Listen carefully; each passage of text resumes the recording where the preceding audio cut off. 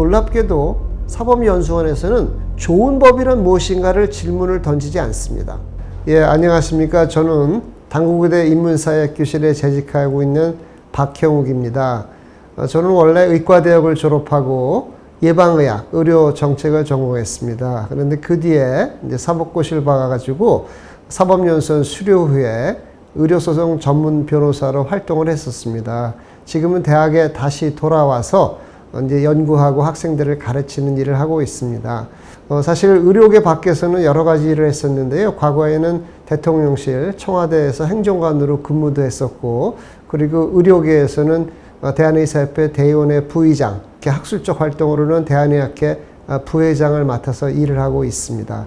제가 이제 전공이 이제 그 의료 정책입니다. 의료 정책이고, 아까 말씀드렸다시피 사법연수원을 수료하고 나서 의료소송 전문 변호사로 활동을 했었습니다. 그때 여러분이 기억하실 만한 소송으로는 우리나라 최초로 연명의료 중단과 관련된 소송인 세브란스 병원의 김할머니 사건을 제가 항소심과 상고심을 이제 세브란스 병원을 대리해서 소송을 진행을 했었죠. 사실은 이제 의사 출신 법조인들이 많이 있는데요. 대개 보면은 이제 다시 의료계로 돌아온다기보다는 법조인 활동을 하는 분들이 많습니다. 그런데 이제 제가 아무리 생각해봐도 저는 이제 의료 정책 쪽을 전공했기 때문에 그 정책하고 법의 관계 그런 게 굉장히 중요한 게 많습니다. 그래서 그런 의료 정책을 전공한 게 아마도 도로 학계로 돌아온 중요한 원인이 아닐까 그렇게 생각을 합니다. 사실 뭐 재미난 얘기도 많이 있습니다. 왜냐하면 사법연수원이라는 곳이 굉장히 독특한 곳이거든요. 예를 들자면 이제 의과대학은 뭐 나이가 많으신 분들도 있지만 거의 대학이란 게 비슷한 연령대의 사람이 학교를 다니잖아요. 그런데 사법연수원은 당시 거의 나이 차이가 15년 정도까지 맥시멈 차이가 나는 그런 다양한 연령의 사람들이 이제 사법시험에 합격하고 들어왔죠. 그런데 이제 저는 거기서 반장을 했습니다. 반이 여러 개가 있는데 한 반에 60명 정도의 연수생이 소속이 돼 있어서 A, B, C조, 세조로 구분이 돼서 각각 조장이 있습니다. 그리고 이제 전체 반장이 있는데 연수원의 관리는 나이 순입니다. 그래가지고 우리 반에서 제일 많으신 분이 있었는데 전체 연수원에서 제일 많아서 연수회장을 하시고 저는 이제 우리 반에서 반장을 했죠. 재미난 얘기를 따르면 예를 들자면 이 의사들은 의과대학 임상실습을 돌면서 사회화 과정을 겪습니다. 예를 들어서 이제 엘리베이터 탈 때 이제 전공의들이 교수님을 모시고 가서 엘리베이터 먼저 누르고 그런 것들을 보면서 이제 그 병원 분위기에 익숙해지거든요. 그런데 제가 이제 그 연수원을 다니다 보니까 이 연수생들은 공부만 한 사람들이었습니다. 그래서 사실은 이제 법조인으로서 처음 이제 그 약간 발을 딛게 되는데 그런 이제 초입에 있는 그런 곳이라고 보시면 되는데 제가 이제 가장 느꼈던 것 중에 하나는 저는 의료정책을 전공했기 때문에 항상 좋은 정책이란 뭔가 이런 질문을 던지고 살았던 사람이거든요. 근데 놀랍게도 사법연수원에서는 좋은 법이란 무엇인가를 질문을 던지지 않습니다. 그게 무슨 얘기냐면요. 연수원의 기능은 이미 만들어진 법, 국회에서 법을 만들죠. 그걸 빠르고 정확하게 적용하는 그런 걸 훈련하는 것이 사법연수원이거든요. 그러다 보니까 사실 정책에 대한 관념이 굉장히 없죠. 법조인들이 이렇게 양성이 되는구나. 그러다가 자기가 나중에 어느 한 분야에서 오래 일하다 보면 그 분야에 어떤 감이 생기게 되는 이런 구조가 되고 있습니다.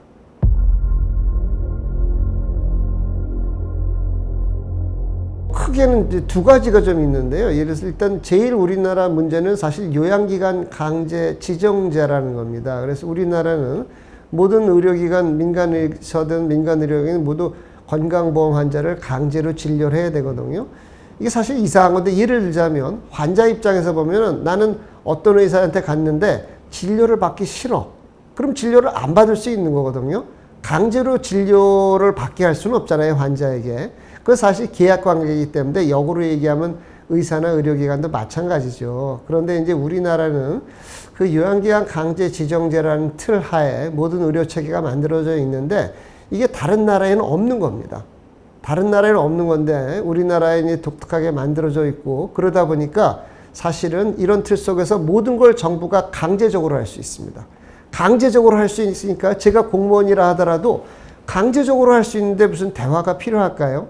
그래서 사실은 이 공무원들이 우리나라 법 체계하에서는 모든 걸 강제로 공무원 의사가 아니라 민간 의사, 민간 의료기관만저도 강제로 모든 걸 할 수가 있기 때문에 이게 사실은 현실과 맞지 않는 여러 가지 법이라든지 어떤 규정이 나오는 가장 근본적인 토대가 되어 있습니다. 그러다 보니까 대화가 안 되고. 그러다 보니까 계속 왜곡되고. 그게 이제 여기까지 온 거죠. 우리나라의 가장 큰 문제라면 그 법을 들 수 있고요. 또 하나가 최근에 제가 전공의 문제와 관련해서 이렇게 그 관련 규정을 보다 보니까 우리나라가 전공의를 마치 여러 가지 규정에 따라서 공공인력 비슷하게 취급하고 있구나.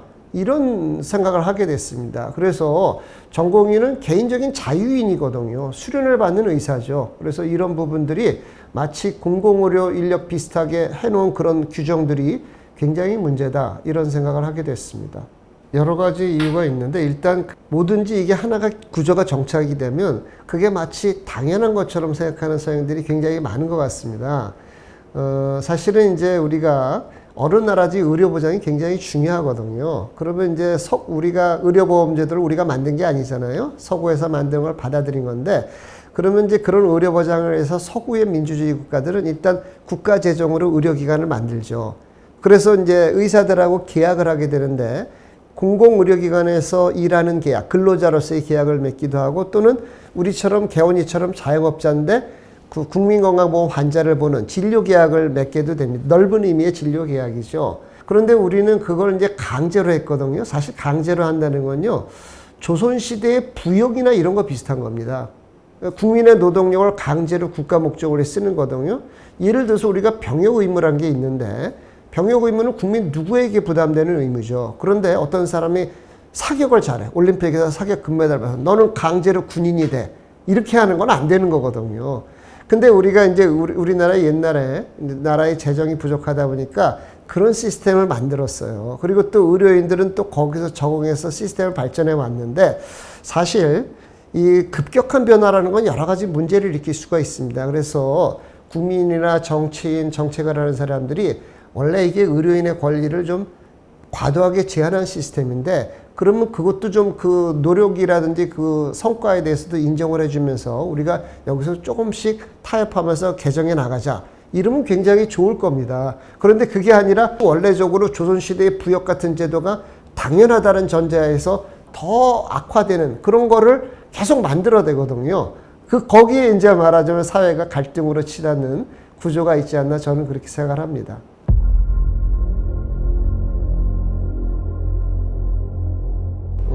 우리나라 법조인 교육에 좀 문제가 있다고 생각을 합니다. 기본적으로.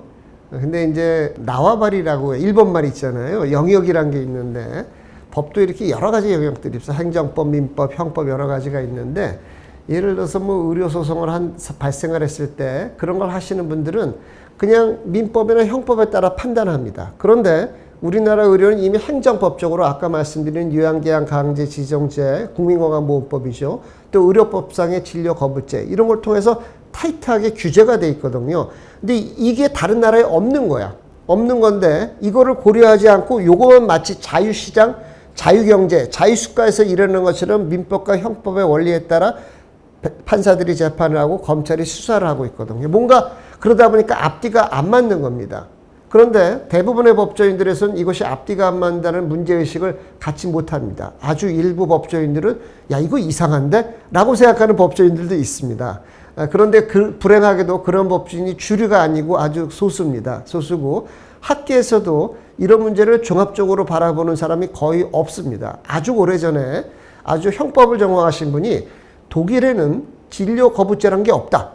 이런 걸 해가지고 논문을 쓰신 게 있어요. 거의 유일할 정도입니다. 그게. 사실은 우리가 의사가 변호사랑 비슷한 게 있고 비슷하지 않은 게 있는데 민법상 이걸 위임계약이라 그럽니다. 우리가 택시를 탔을 때는 A 지점에서 B 지점으로 가고 그것의 대가에 따라 보수를 받는 걸 용역계약 비슷한 것들이거든요. 이제 변호사가 이제 변호를 했는데 패소했어. 그러면 소송비용을 예를 들어서 의뢰비를 안 주나요? 돌려받나? 그렇지 않죠. 이건 위임입니다. 어떤 일을 처리하기 위해서 최선을 다하면 되는 거거든요.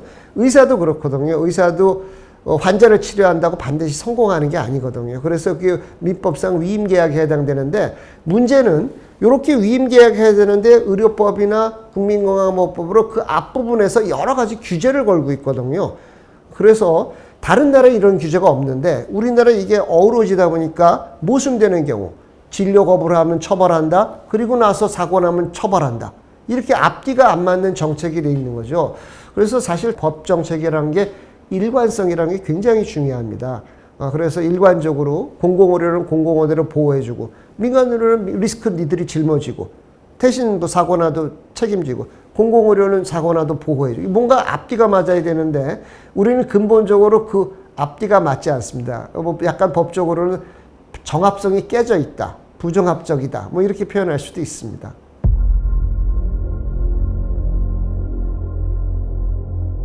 저는 이제 정책을 전공했는데 임상 선생님들하고 말씀을 들어보면 그 논리적이지 못하고 약간 그 자기 상황을 잘 표현 못하기도 하고 이런 게 좀 있습니다. 그런데 이제 말씀을 듣다 보면 거기에 의료 현장에 중요한 단서가 있는 거거든요. 뭔가 이거 이상한 것 같다. 그랬을 때 학계라든지 정책을 하는 사람이라든지 법을 하는 사람들은 뭔가 그 일관된 사회 운영의 원리를 찾아내서 야 이걸 이렇게 수정해야 된다라고 얘기를 해줘야 되거든요.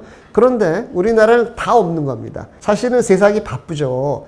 누가 예를 들어서 다른 분야 사람들도 바쁘거든요. 의사들이 말을 안 하는데 다른 분야 사람들이 나서서 이 문제를 해결하겠다 그러지는 않죠. 다 각자 자기 일을 합니다. 그런데 이제 우리나라 의료계가 이런 문제에 대해서 깊이 있게 생각을 못했을 뿐더러 뭔가 이상한 걸 느끼긴 하지만 그거를 이제 논리적으로, 학문적으로, 정책적으로 제한하는 기능이 상당히 떨어져 있었다. 또 반면에 정책이나 법을 하시는 분들은 이게 앞뒤가 맞는 거라는 인식이 없고 그냥 자기 나와바리, 자기 영역에서만 판단하는 게 그냥 익숙해지다 보니까 근본적으로 공정한 제도, 지속 가능한 제도라고 하는 것이 무엇인가에 대한 인식이 없었던 거죠. 그런데 그런 것들이 그냥 뭐라 그럴까 운영이 될 수도 있습니다. 그러다가 갈등이 심해지면 한계 상황에 도달하게 되는 거죠. 제 생각에는 지금 정부가 여러 가지 권력을 가지고 이걸 누른다 하더라도 이건 또 폭발할 수밖에 없습니다.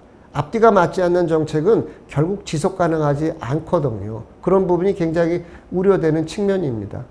현장에 가서 보니까 의대 지원의 원칙을 내놓고 여기에서 합의를 하라라고 얘기를 했습니다. 이걸 처음 봤는데 여기서 어떻게 합의를 하냐.